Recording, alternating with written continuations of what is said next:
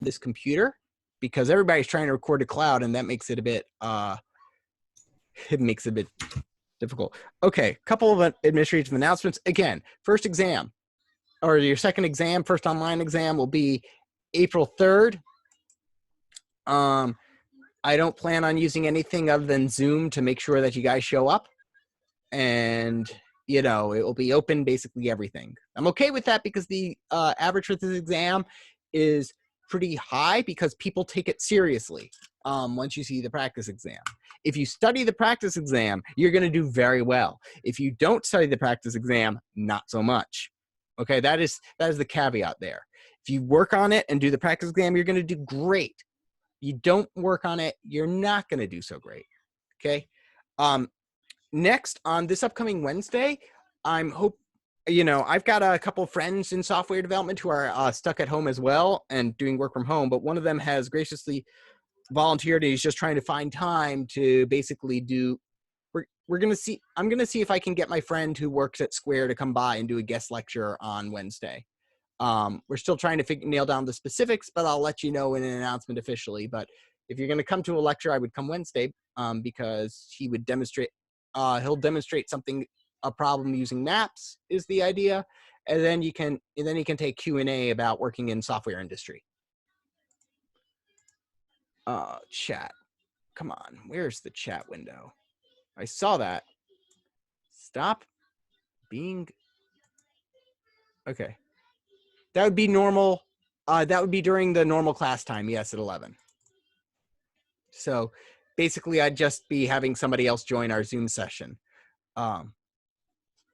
You know. And I cannot hear you. That was very crackly. It's,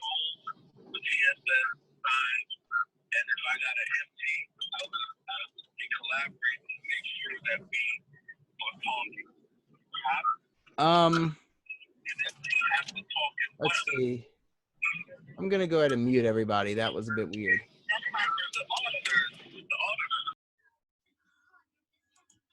Okay, thank you. I could not hear that for some reason. All right. So, yes, but I'll have somebody in on Wednesday, basically a good friend of mine to basically show you what's going on. So this is the Cheaters Hangman assignment. This is the assignment that goes with this week's material, which is maps, which is sets of maps. So with maps and the like, word count is, so I believe in my lectures I go over word count, which is one of the most common problems. And there's 3 problems that we basically use maps for. And 1 problem we use sets for. Sets we use to keep track of things, basically checklists of things. Have I seen this? Have I not seen this? That's what sets are pretty much used for. Also, you can use them for like any kind of set operation you need to do. Maps, on the other hand, are used for 3 things. 3 things, and those are counting, categorizing, and key value pair data retrieval.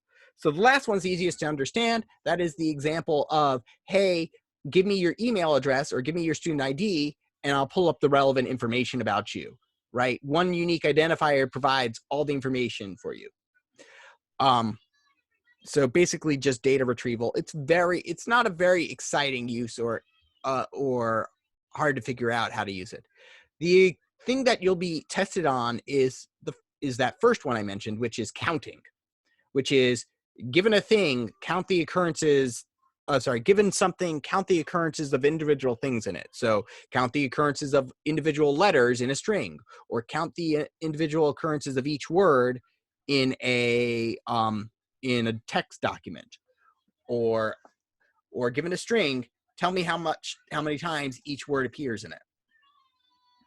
So so maps are great when you don't know what you're counting, or what the individual things are you're counting, because you can kind of create the key to when you discover something and create a count for it on the fly.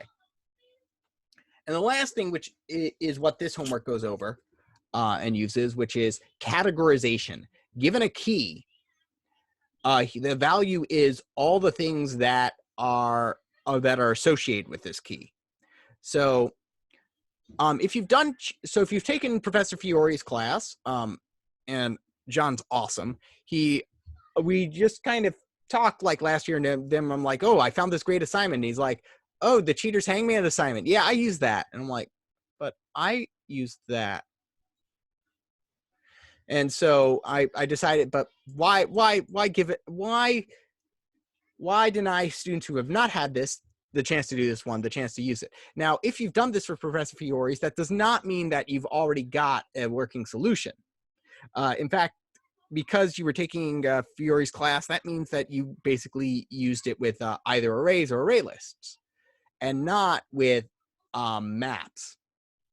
So maps are the key here. So let me go over the premise for everybody who does not know this.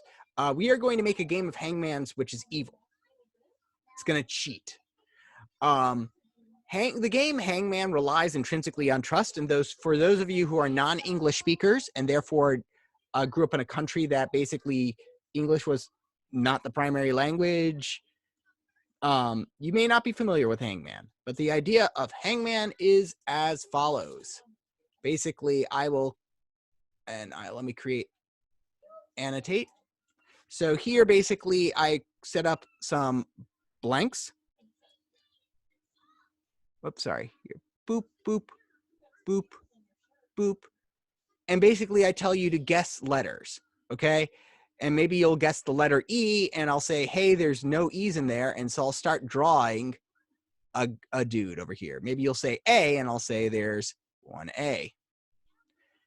Maybe you'll say an S, and I'll say there's no S's. So I'll start drawing more of a guy. And once I fully draw this guy, and the idea is once I fully draw a gallows and the guy gets hanged, you lose. It's a very grim kind of game. But this intrinsically relies off the fact that basically I am, that I'm not going to cheat over here. So let's go ahead and kind of fast forward a bit. The idea here is that I've got a word in my head, and you're guessing letters to reveal the word one at a time, right? And let's say that we're basically one arm away from losing, right? Once I draw this arm, you lose. And we've guessed letters E-S, T, R, Q, U. Let's just give some other ones, but O and G have been guessed. Now, based on your knowledge of the English language, I could be thinking of one or two words, which I have down here: goat or goal, right? Now, in a fair game of Hangman where I'm not going to cheat, and I'm thinking of goat, oh, actually, let's erase the T because, okay, and I'm thinking of, wait, no, T was one of them. Based on your knowledge of the English language, you've got two words, goat and goal, okay? And so I'm thinking of one of them. I'm thinking of goal. And if you were to guess L, you'd win. And if you were going to guess D, you'd lose. But with the game we're going to make, no matter what the person guesses in this situation, they are going to lose. So if you do have, I'll go, if you guess L, I'll go, oh, so sorry, the word was goad. And if you guess D, I'm going to say, so sorry, the word was goal. So if you say goal, I'm going to say goat, goad. And if you say goad, I'm going to say it was goal. One thing I will not do, though, is say, hey, let's see, how do I stop doing this? Okay. One thing I'm not going to do, though, is tell you that it was goat, right? Because that would not, I would have, then you'd go, hey, no, I should have won because I already guessed a T. All right. So the idea here is the only way I can really cheat effectively is that if I have access to the entire English dictionary. So let's suppose that basically we have a dictionary, unlimited time, and no morals whatsoever that enables us to cheat at a game of Hangman.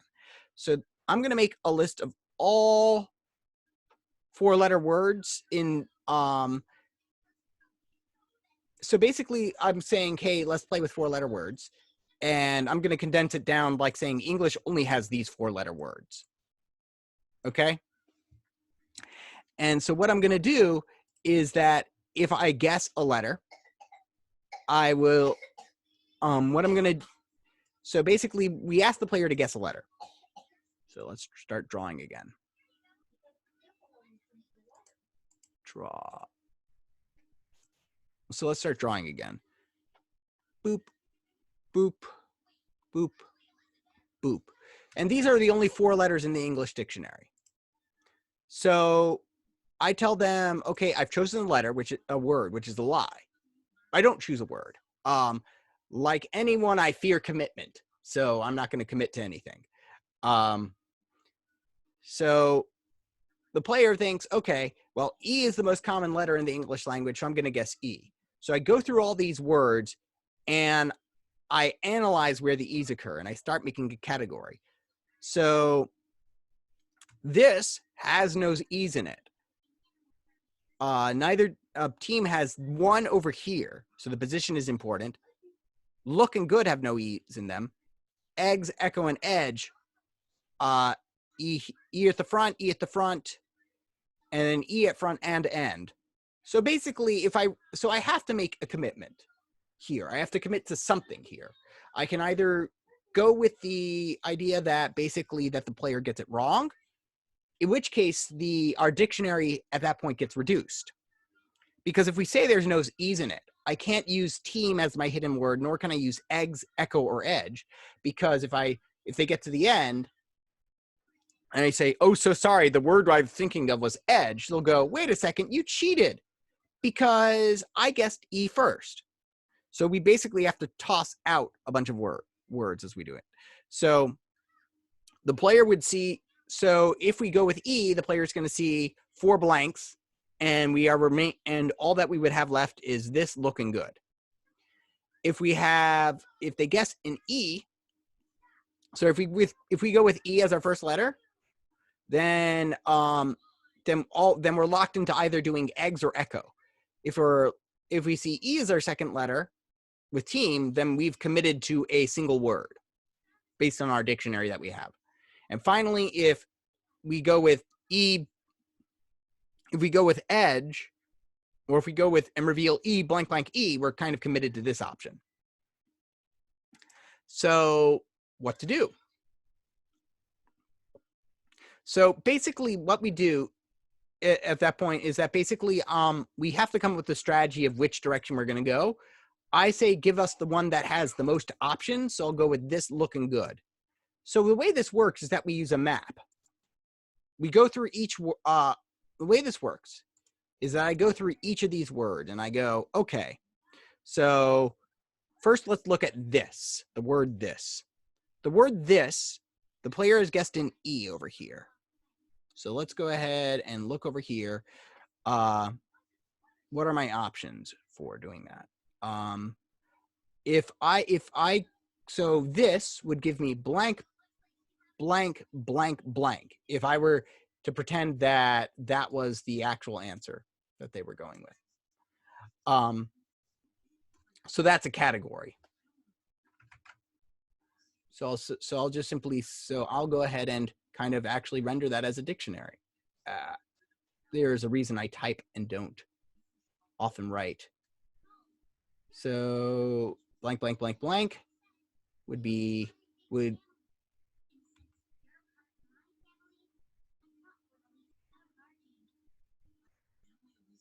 so, and then I go to team. Team would do blank, blank, sorry, blank, undo, blank, E, blank, blank. And we'd put team into this category. Okay. And then we'd look at look and go, look reveals this. We reveal nothing, which is this category. So we go ahead and add it to this list. Same with good. We'd go ahead and add that to our list, and so on and so forth. We basically add each of these guys to a list. And then we choose the biggest list, tell the reveal this, the biggest list's key as like the thing the user is going to see. And then this will be, and then the biggest list will end up being our new word list. And basically we will have culled everything else from our dictionary. So we reduce our dictionary to this, look good, tell them they were wrong, reveal this. And now suppose they guess O. The word families are this, blank, blank, blank, blank, which contains this, and blank, blank, which contains looking good. So the idea here is that we can use multiple functions to do this. And by the way, we'd go with looking good for this. So let me go ahead and give you kind of some pointers over here. Destruct.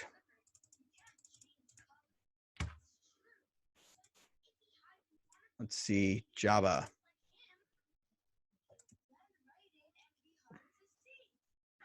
Oh, yeah, I've got one already, I think, for cheating Hangman. So let's see. Open classroom. Destruct. Yeah, thank you. All right, so this is my suggestion for you and my reward to you for actually showing up today, or if you're watching this later. Here's kind of the here's 3 methods I would use and solve, and then figure out how to use them. So here, I read in all the words into, first function to write is to get the initial word lists. So read in all the words from word.txt, which is a dictionary file. Now I should warn you that this dictionary file is uncensored because of the Scunthorpe problem. Does anybody know what the Scunthorpe problem is, first and foremost? Because we should have a discussion about the Scunthorpe problem. Because I did kind of receive a complaint about this a couple semesters ago, so now I talk about this because it's an amazing problem. I don't know it. The Scunthorpe problem, one of my favorite ones of all time, and one of the so Scunthorpe problem is the unintentional blocking of websites, emails, forum posts, and other results are searched by a spam filter. In other words, trying to censor a dictionary or create a dictionary using, or basically you're going to have some issues if you're trying to basically like restrict from curse words and stuff. So the dictionary does have words like piss and tits and other 4-letter words in it that are possibly more aggressive. So just be aware of that. And if you want to remove them, if there's specific words you want to remove them yourself. So the Scunthorpe problem is named after an incident where AOL's profanity filter censored Scunthorpe, North Lincolnshire, from creating accounts with AOL because the town's name contained a curse word in it. Google made the same mistake, which prevented people from looking for Scunthorpe. Because, yeah. So similar thing, shiitake mushrooms. So another one is Craig Cockburn was unable to use his surname. Separately, he had problems with his workplace because his job title, software specialist, contains the substring Cialis. Yeah, so let's see. Dr. Herman Lipschitz had issues with his email from Verizon because of the substring there. Super Bowl 30 was having issues being registered because the Roman numeral XXX is also used for pornography. So you can see, let's see, Royal Society for the Protection of Birds blocked ornithological terms such as cock and tit, shag and booby from its discussion forums. So as you can see, this is hilarious and also slightly having issues. Anyway, it's just an interesting thing that I like talking about right now because the dictionary does have all the words in the dictionary. So yeah, hopefully you found that aside amusing. But words.txt will, which can be found, let's see, over here. If we go to Cheater's Hangman, right? It is a 40 kilobyte file. It is a dictionary file on your computer. Sorry, so if you use a Mac, you can actually find it. Here, bash. Give me a second to boot up. Okay, so if I go to CD root, if I go to, so if you're on a Mac, you can find a similar file under /user/share, and this is true for anybody using Linux. Yes. Do I have dictionaries in here? Yeah, dict. CD user, and I don't have any dictionary files loaded in there for spell checking because this is a base install Linux. But this is, I got this from I think my computer, and it does have basically it's a English language text file that's used for spell checking. So yeah, that's why it has those words. So yeah, question. All right, so let's go back to this. So first thing first, get initial word list. Should read in all the words from word.txt and split them up based on their word lengths. So the key will be the length of the word, and the value is going to be a list of all the words that have their length. So that's why we have a hash map that takes in an integer as its first generic and a list of strings as its second.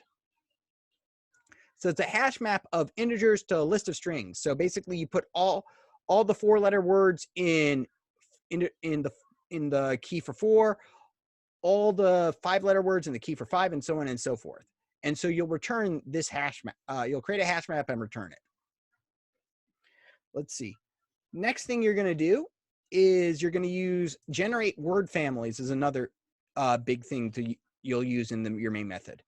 So generate word families, basically that splits everything up into the categories. So it does this whole thing that I was going through over here. We are given a hash set of guessed characters. So it's useful to basically keep track of the things that people have guessed. Both the correct and the incorrect are combined in here. And then an array list string of the word lists that you have. I mean, I suppose it could also just be a list. A list of all the words that are remaining that you can cheat with. And then you're going to return a hash map of string to list of string. And the key here is this string over here, or this string, or this string, or this string. But it's what the user is going to see versus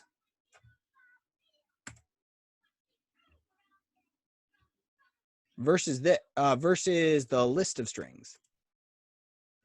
So finally, hash map string to list of strings word families. Or generate a new word list. Given the word family, so given this, I can grab the new word list out of this as well, which is fairly easy. Actually, this is kind of unnecessary of a function. This is the main two functions.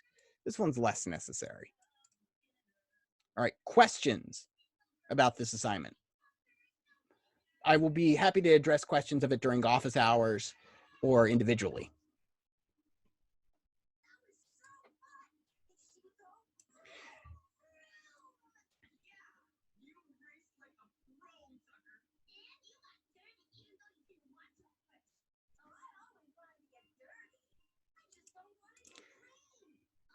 And I apologize for the Wikipedia article if that was annoying to anybody. Hopefully it wasn't. If it was, you can talk to me and I will. Yeah. See? Okay. No questions? No, I'm good. All right. So let's go ahead and I will be able to split. So that's what I've got for you today. Also, there's a quiz registered. I'm going to split you guys up into breakout rooms. And then I will come and get stuff demoed to you, okay?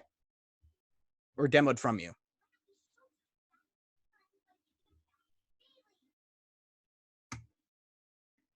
Okay, so I'll stop recording.